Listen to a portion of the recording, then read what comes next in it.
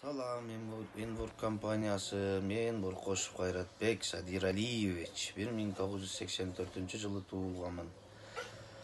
Менин силерге кайрылуумдун себеби, мен 2001-жылдан бери ушу бөрү жатыш деген бир аллергияга кабылганмын да.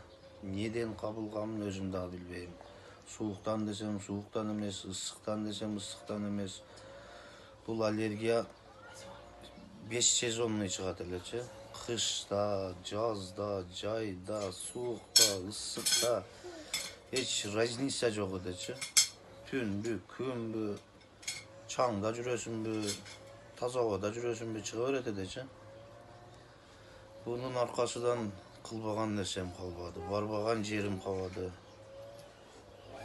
Бар жокту кылып көрдүм. Анан ушул бир эле жолу калган экен, ушу черный тимин ичип, Кудайга 1000 марта шүгүр, ошонун аркасынан калып кеттичи. 2 айда результат берди да, шүгүр.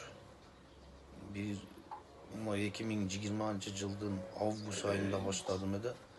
Уже октябрдан результат берип, жок азыр Кудайга шүгүр.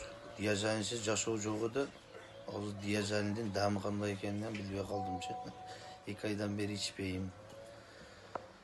Ушул алгыла, ичкиле. Черный тимин өлүмдөн башкасыга бар жокко дары дейт.